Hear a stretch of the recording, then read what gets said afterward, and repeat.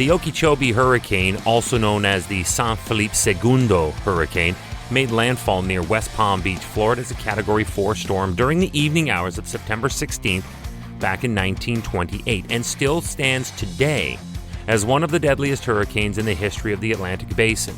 Hi, I'm Chris May, writer, producer, and host of This Day in Weather History, now in its second year from the Weather Network in Canada.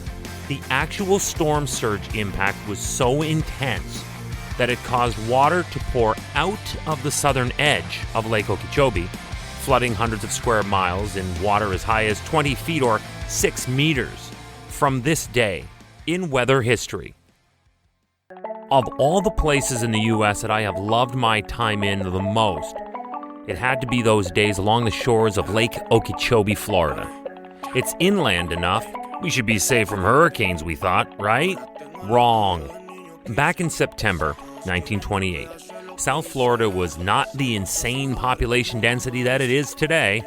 It was not South Beach and would hardly inspire a hit TV cop drama back then, that's for sure. There were only about 50,000 people who lived in South Florida at this time, and although building continued, the initial real estate boom was already beginning to fade. 2 years prior was the devastating Great Miami Hurricane that also struck in September, and this was a loud wake-up call to the new residents of this state about the vulnerability of their new homes to tropical weather. Back then, as floodwaters from Lake Okeechobee were swept by the storm into Moorhaven, it was responsible for killing over 100 people. In 1928, this Okeechobee hurricane was far more impactful and far more sinister. Most of the damage from that storm was where the population had centered, in Dade and Broward counties, claiming the lives of 2,500, but in its entirety, killed over 4,000 people from its path that included the Caribbean.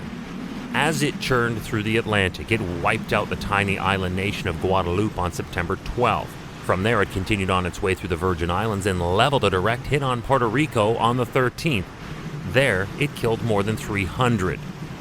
Now, you would have thought that the devastation of Puerto Rico would have provided some warning to the residents of Florida's east coast, but that was not the case.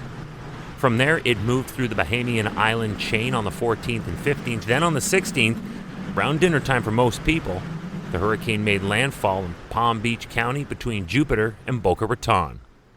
Welcome to year 2 of this podcast. Right now, you're listening to the full version of today's story on your favorite podcast provider. But there's also the daily podcast video short. They're shot right here in my podcast recording studio, so you get that perspective. But oftentimes, they will include visuals from that day's event, from when it happened, in weather history. So after listening to the full story, go check out the podcast video short on television or online anytime at theweathernetwork.com/weather history. The city of Palm Beach, founded only 34 years prior to this occurrence, had quickly become a playground for the rich and famous, while the West Palm Beach evolved initially on the other side of Lake Worth as the place where the support staff lived. Damage in coastal Palm Beach County was severe, especially in the Jupiter area, where the eyewall of the hurricane persisted longer than any other location because of where the storm crossed the coast. A storm surge of about 10 feet or 3 meters took over the land it invaded and brought with it waves estimated to have been as high as 20 feet, and they slammed into the barrier islands, and that included all the posh homes to the privileged and elite of Palm Beach. Today, the population of those same 2 counties we discussed here in 1928 are vastly different.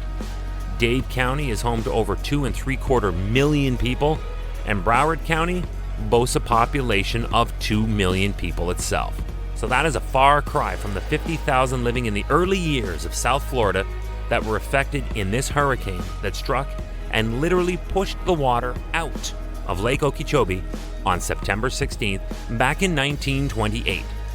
This day in weather history.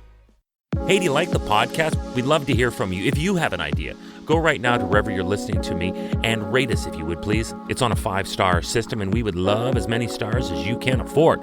So rate us, but then also review us. This way we can always stay on top of how you'd like to see the show evolve. then remember to subscribe to this podcast. Click the subscribe or follow button right there on the very same podcast homepage you're listening on. You'll be immediately reminded that the next day is ready to listen to, and you also have access to every episode in the archives. It dates back to June 1st of 2020, so there is a lot that we got to get caught up on this day in weather history. Tomorrow is September 17th, and it's a big day on the calendar for us. We all remember when regular flights of the space shuttle began on April 12th of 1981 with the launching of Columbia from Cape Canaveral, Florida.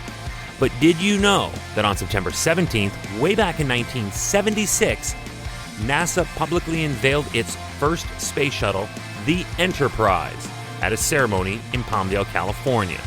No, not that Enterprise, this Enterprise, the one that captured the imagination of explorers around the world. On this day in weather history, with me, your host, Chris May.